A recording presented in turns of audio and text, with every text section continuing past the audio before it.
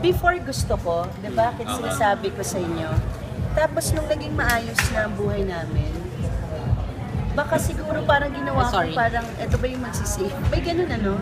Sorry at prangka ako eh. Totoo kasi ako magsalita.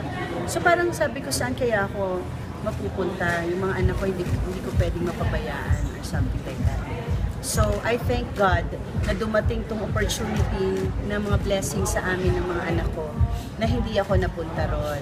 Nothing against it, that it's just my opinion na hindi pala ako magiging masaya doon.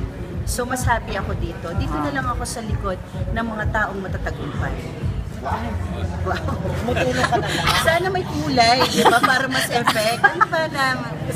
Tulong na lang. Tulong na lang tayo. Oo. Masalimuot masyado yan. Mas masalimuot yan sa showbiz eh. So, okay na ako Kahit dito. pilitin ka ng mga kababayan. Kahit pilitin mo ako, inay. Nasagutin ko yan. May boboto ka na ba? Ha? May boboto. Siyempre. Si ano? Oo. Yung vice. Siyempre. Straight. Oo naman. Siyempre, straightin mo na. Nag-endorse po yung anak niyo, di ba? And napunaan na po sila. Hindi po ba kayo na-discourage na parang bakit pa kayo kumabit sa competition? Ano? Kasi di ba nababash po ngayon sila Katniel dahil sa pag... Alam mo, ang sarap-sarap sagutin yan. Sobrang ang sarap-sarap sagutin yan. Alam nyo po, pag eleksyon, sa tagal ko na dito at sa napakarami kong kaibigan na sa politika, every campaign period is a bashing period. Okay? Wala tayong magagawa doon. Kahit ngayon normal lang na walang nangyayari sa kapiligiran natin, nababash tayo. Ngayon pa na meron tayong kalaban na tinatawag, diba, sa politika. So that's so normal. Wala akong kinakatakot dyan, wala akong ipinag-aalala dyan. They can say whatever they want to say because this period is a bashing period talaga. Dahil campaign period.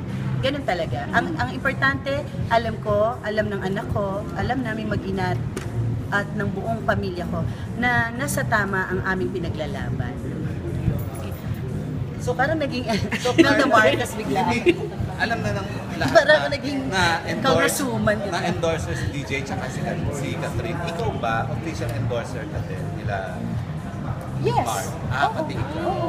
I can say I am because dapat ganun, isang bangka kayo, diba?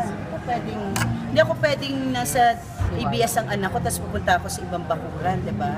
Hindi nga to kailangan naman lahat, but ako nagstay ako with them. So, dapat ganun. Kasi ganun ang pamilya, dapat solid kayo. Ang foundation ng isang family, pag nakita nilang watak-watak ang desisyon nyo, makikitaan kayo ng weakness. So, sinasabi ko sa mga anak ko yan, pag ano ang desisyon, dapat solido tayo.